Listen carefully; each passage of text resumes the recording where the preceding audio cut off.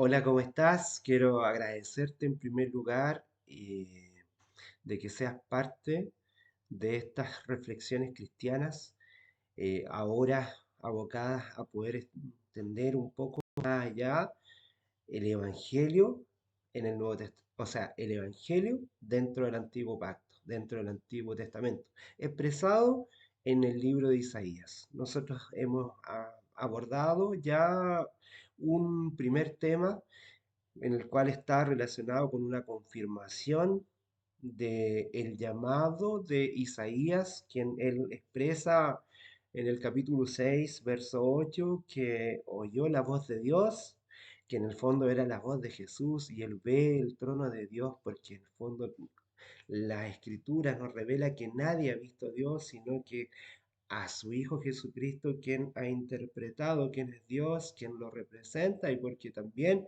Él es Dios, y porque Él es quien se ha mostrado. Y en esa grandeza, en esa mirada y en ese sentir también, los versículos anteriores al versículo 8 en el capítulo 6 nos dicen que en la presencia de Dios él se encuentra impuro, se encuentra inmundo, se ve con labios inmundos y que debe entregar un mensaje, él sin tener una condición digna a un pueblo que tampoco es digno de recibirlo. Pero el Señor le dice que ya lo ha limpiado antes de que Él lo pida, antes de que Él pida y que se arrepienta, sino que presenta su condición, el Señor en su Hijo Jesucristo, mostrando su grandiosidad en el trono de Dios, porque es llevado en visión a mirar a Dios, a mirar a Jesucristo en el fondo. Él entiende de que ha sido perdonado, de que ha sido purificado, de que él sí se encuentra en una condición espiritual fuera de culpas y limpio de pecado. Así lo expresa el verso 7, y ya en el verso 8 vemos que él responde, heme aquí, envíame a mí. Ese fue en resumen lo que presentamos en el primer mensaje, quizá el segundo mensaje, ya que el primer mensaje fue una panorámica general del libro de Isaías, que hemos dicho que es este evangelio dentro del Antiguo Testamento, y hicimos muchas reseñas y comparaciones en los cuales algunos versículos de Isaías nos presentan el ministerio de Jesucristo y que está expresado también en los evangelios, ratificándose la labor de Cristo en la forma en que Él vivió en su condición de Mesías. Pero en esta segunda oportunidad, en este tercer mensaje que podríamos llamar de estas reflexiones cristianas, de estas reflexiones bíblicas, quiero invitarte al primer capítulo.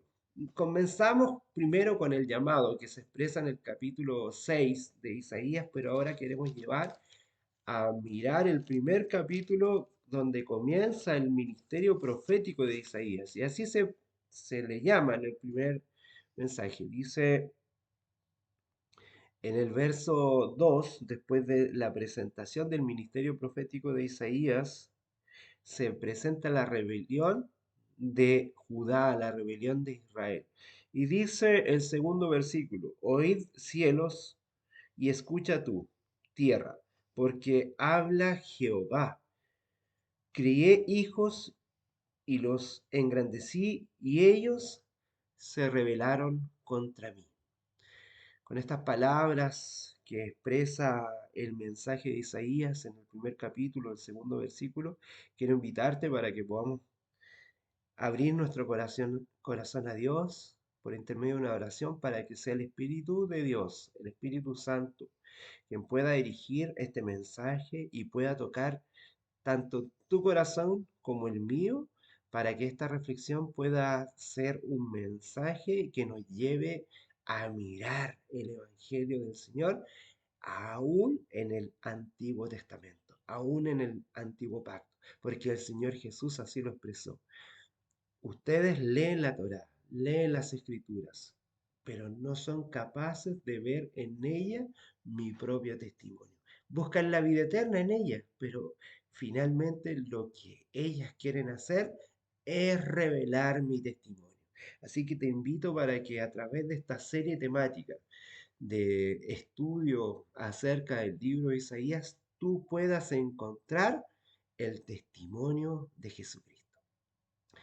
Querido Señor, te damos las gracias porque tú en tu bondad te vas revelando día a día y siempre lo has hecho, Señor. Tú inspiraste a hombres y mujeres llenos del Espíritu, los llenaste del Espíritu, pero en esta condición, con un mensaje perfecto, ellos en su imperfección trataron de escribir este mensaje de la mejor forma, de la manera más correcta.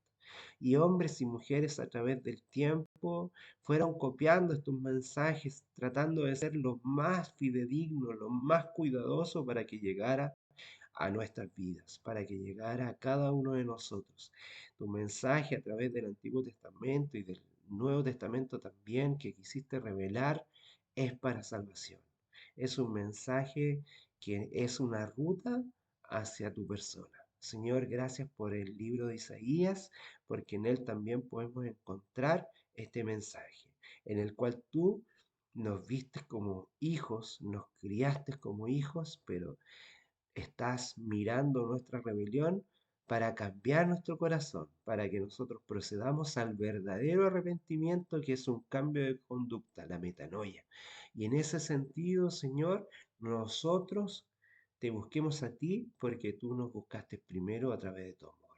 Señor, acompáñanos para que este mensaje de Isaías, que es el Evangelio, expresado en el Antiguo Testamento, que también está expresado por otros profetas, nosotros podamos ver tu propia revelación. Todo lo agradecemos en los méritos tuyos, Señor. Amén y amén. Bueno, este mensaje espero que pueda calar hondo en la vida nuestra. Después de la visión deslumbrante que tiene Isaías del trono de el Señor Jesucristo, a quien ve que para él es Dios, y de haber recibido esta misión de hablar a un pueblo de un corazón endurecido, que tiene labios impuros, él se da cuenta de su situación y él se da cuenta también de que es limpio y que es purificado en el amor de Jesucristo, en el amor de Dios, y por eso comienza este mensaje. En el capítulo 6 que ya revisamos, en la visión de la majestad del trono divino, vemos que en el verso 7 es limpiado Isaías para compartir este mensaje. Porque él dice, he aquí que esto tocó tus labios y es quitada tu culpa y limpió tu pecado. Cristo mismo le dice, yo te limpié, yo te restauré para que el mensaje pueda llegar puro, pueda llegar sin mancha a mis hijos a quien tanto amo, pero que se han apartado de mí. En esa misión de hablar a un pueblo con un corazón endurecido, llega la hora de Isaías de ponerse en juego y conocer la situación real. El contexto que lo aguardaba era de el más conturbado posible, pues había muchas denuncias contra Judá. Las palabras de Dios, las palabras de Jesús, colocaría en su boca una confrontación contra el pueblo. Es una contraparte. Luego no sería de extrañar el rechazo del pueblo hacia el mensaje de Isaías, porque el Señor siempre está confrontando. El Señor siempre, cada vez que Jesucristo aparece en la escena y nos enfrenta con nuestra condición, es un mensaje que toca y trastoca nuestras vidas. La vocación de Isaías ocurrió en el cielo. Ahí es donde es llamado. En visión, Él está en el cielo y ahí asume esa responsabilidad y ese llamado. Pero su mensaje debe ser desarrollado en la tierra. Además de la visión celestial del trono de Dios, otro hecho que lo impactó de sobremanera es la caída del reino del norte, de que eran las otras 10 tribus, el reino del norte llamado Israel. Pero también está el mensaje que debe entregar a Judá. El temor de que eso llegase a suceder con Judá era mucho más que una mera especulación, Porque si había caído el reino del norte, ¿por qué no podía caer este reino del sur? El Señor señalaba con certeza cada situación que si esto no cambiase, posiblemente iba a llegar este momento. Y él recibe también este mensaje, como ya dijimos en la introducción, de que de que el pueblo de Israel iba a ser tomado por los caldeos, o sea, los babilónicos, y luego por los persas. Él tenía claridad en ese mensaje. ¿Qué tipo de pueblo cercado de malos indicios viviría tranquilamente como si todo estuviera normal? En este primer capítulo de Isaías tenemos un resumen del perfil de los hijos de Dios, que Dios amaba, pero que estaban siendo tocados por la idolatría. Y Él necesita entregar este mensaje, porque siempre el Señor llama a su pueblo por medio de los profetas. Entre tanto, no solo el trono de Israel estaba siendo una amenaza presente en la profecía de Isaías, sino que veremos que donde abunda el pecado, también sobreabunda la gracia de Dios.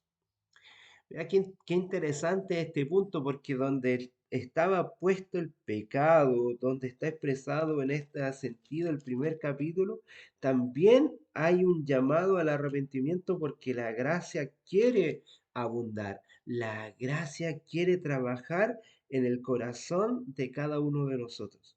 Porque no quiere el Señor recibir, en el verso 13 dice, no me traigáis más vanas ofrendas de incienso, me es abominación, lunas nuevas, sábados y convocar asamblea, no lo puedo soportar más, son iniquidad vuestras fiestas solemnes. O sea, todo el rito que vivía el pueblo del Señor era abominación para Dios cuando no había un corazón arrepentido, un corazón que quería vincularse con el pueblo del Señor. Pero en esta secuencia el Señor se dirige a su pueblo como si estuviera refiriéndose a una nación extraña.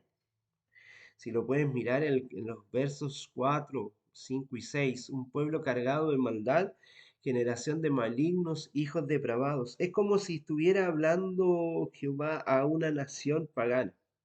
Y bueno, así lo era, estabas viviendo en la idolatría. La pregunta que el Señor hace en el mismo verso que sigue, el verso 5, revela un tono de frustración. Era como si se expresara que no basta corregir a estos hijos, ¿por qué continuar en esta forma de castigarlos? Dice, ¿para qué habéis de ser castigados aún? Todavía os rebeláis. Toda cabeza está enferma y todo corazón doliente.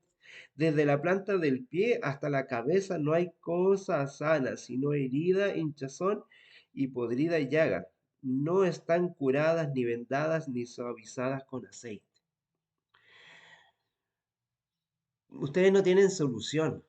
El contexto de la historia significa que la nación del norte, Israel, estaba presta en ese sentido al cautiverio promovido por los asirios, que había sucedido en el año 722 a.C., pero Judá, la nación del sur, que vio esa situación, a pesar de que vio todo lo que pasó con la nación del norte, no procedieron al arrepentimiento.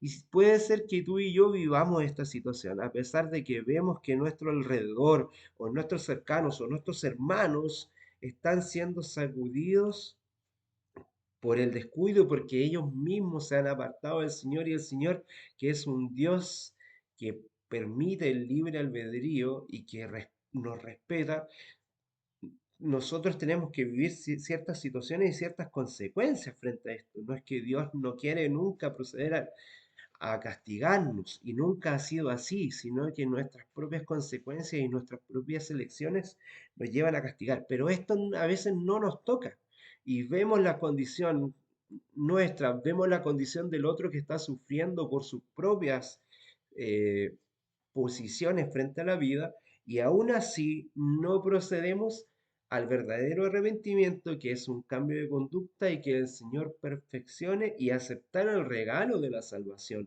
aceptar el regalo que es en Cristo Jesús, aceptar lo que Él ya nos dio por gracia desde antes de la fundación del mundo. Y eso es lo que el pueblo del Señor no puede entender. Ustedes son mis hijos, son mi nación, pero viven como si no lo fuesen. Es algo tremendo para el Señor. El verso 8 dice que el golpe final aún no había alcanzado la nación del sur. Dice, y queda la hija de Sión como choza en viña y como cabaña en melonar, como ciudad asolada. Mas eso no coloca a Judá en una situación mejor que las tribus del norte. Tal nación presentaba como si fuera una virgen, la hija de Sión. Eh, Si Jehová de los ejércitos no nos hubiese dejado un pequeño remanente como Sodoma, fuéramos semejantes a Gomorra, dice el Señor. O sea, hay misericordia que está presentado en el verso 9 y muestra que los sobrevivientes solo escaparon por causa de la acción del Señor de los ejércitos. O sea, en el mismo pueblo de Israel había un grupo de apartados, de un grupo de personas santas que eran santas al aceptar el sacrificio de Cristo, aunque ellos no tenían toda la revelación, pero sí vivían en los caminos del Señor, que era lo que ellos conocían bajo el amparo de la ley, que era lo que se había revelado para ellos. Todavía no estaba completa esta relación, esta revelación en Cristo Jesús, y es por eso que ellos viven en esta situación y en esta condición espiritual. Pero acá nos presenta qué tipo de adoraciones son estos. Verso 10 los encuadra en una comparación más. Dice, príncipes de Sodoma, oíd la palabra de Jehová, escuchad la ley de vuestro Dios, pueblo de Gomorra. El Señor está hablando como si fueran estas dos naciones, estos dos pueblos perversos, idólatras, con una situación inmoral, le está presentando su condición espiritual y cómo ellos estaban viviendo la vida.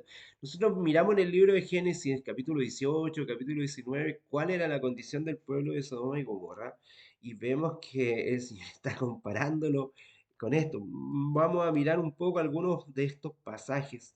Por ejemplo, en Génesis 18, verso 16 dice lo siguiente.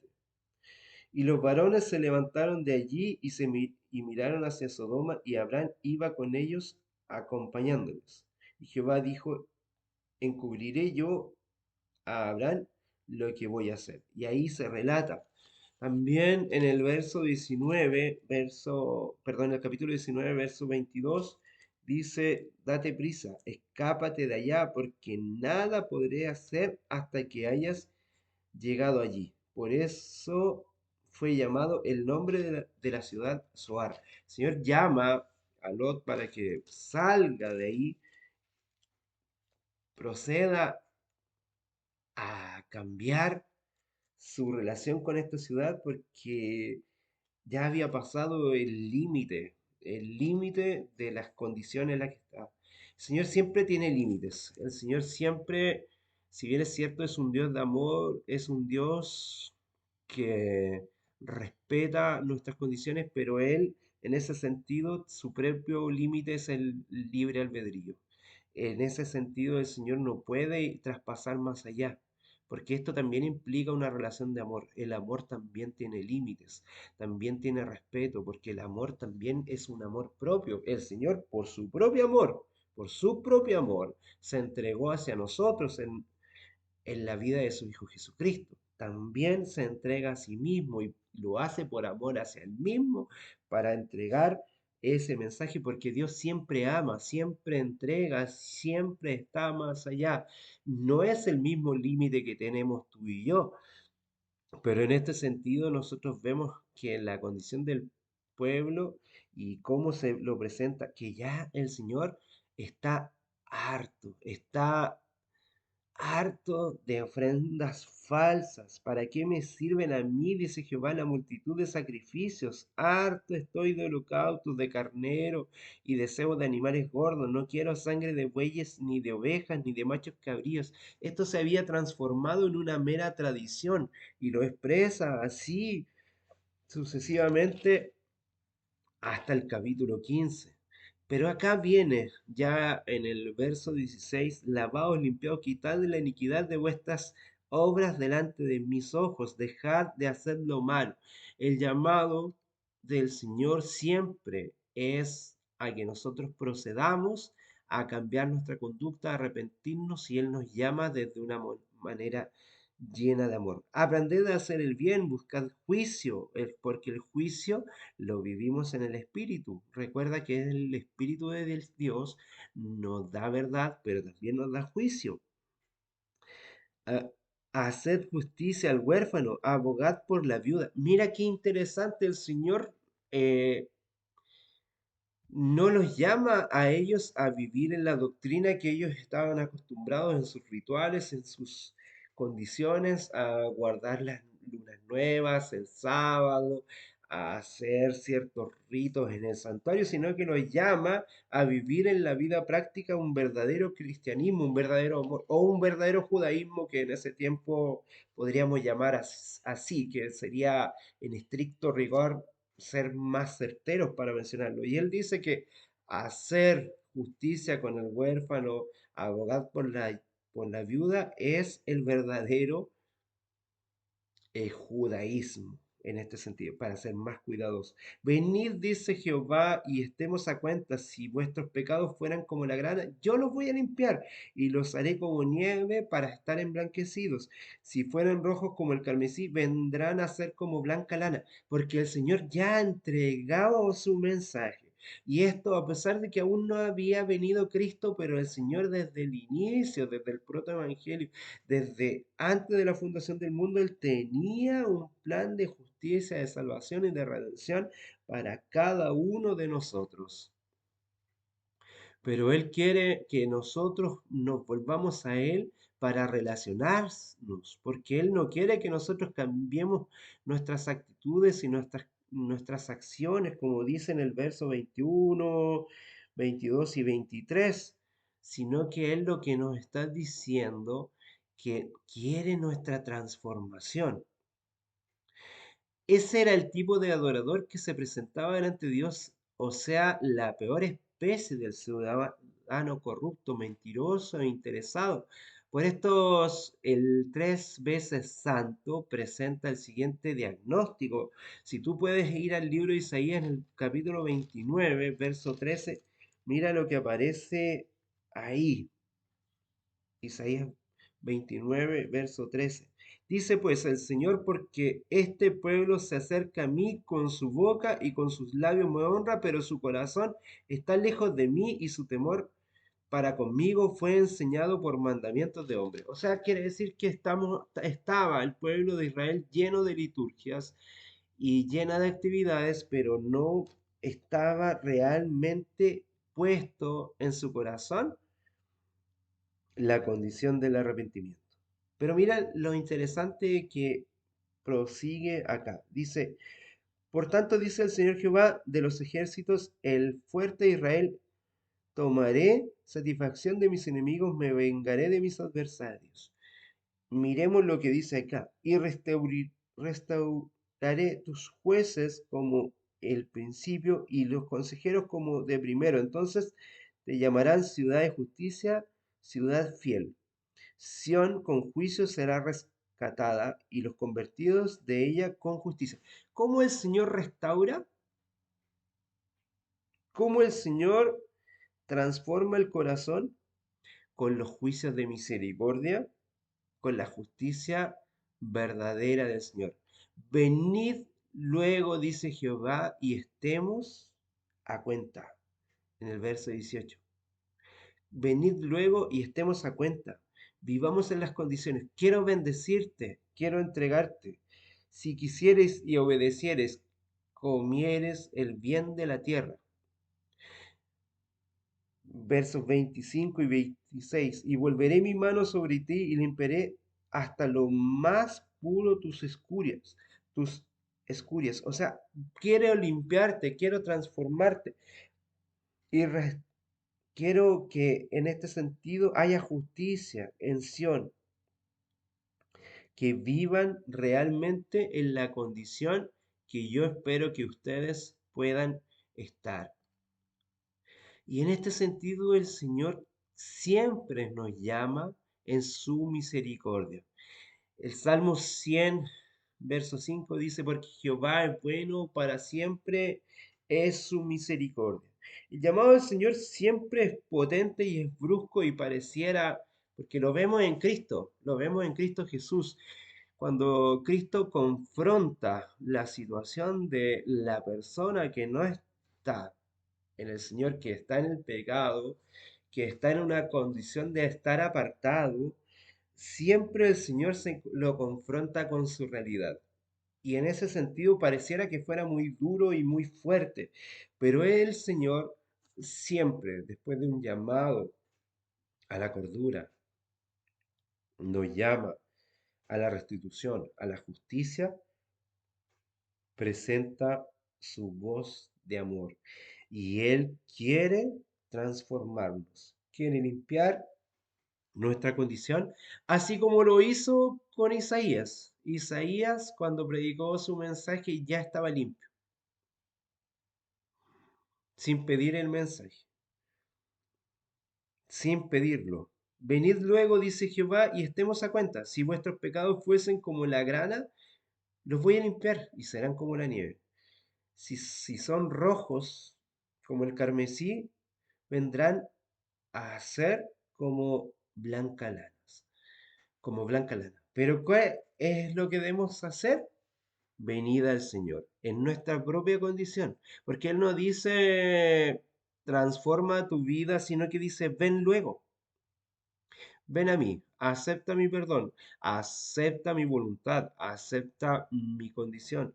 No quiero que hagas sacrificios, no quiero que guardes ceremonias, no quiero que respetes lunas nuevas, sábados u otras cosas. Quiero que entregues tu amor a otros a través del huérfano, a través del que está agraviado, a través del que está en una condición de dolor, a través de abogar por la viuda que está sufriendo. Ahí expresa tu amor y yo te limpiaré. Ahí expresa tu bondad. No te encierres en un culto, no te encierres en un lugar para decir Señor, Señor, Señor. Vive tu espiritualidad, vive tu judaísmo, vive tu cristianismo en las condiciones que yo te estoy pidiendo, porque ahí se revela la verdadera, el verdadero espíritu, la verdadera justicia, el verdadero espíritu del Señor, para que puedan ser quitadas las iniquidades. Espero que el Señor pueda llevarte a esta realidad y que podamos experimentar el gozo de la salvación y el verdadero espíritu de la palabra del Señor, en el cual nosotros seremos solo con el hecho de acercarnos al Señor limpiados de- desde nuestra condición a estar limpios como la nieve. ¿Para qué? Para que vivamos la gracia y el regalo de la salvación, expresando en otros el amor bendito en el huérfano, en la viuda y en aquel que está sufriendo. Eso es lo que te pide el Señor. Basta de sacrificios, basta de entregas, basta de cultos falsos y de adoraciones que no tienen sentido. Vive tu realidad y mi entrega de amor en la relación con los otros. Que el Señor te bendiga grandemente. Gracias y paz.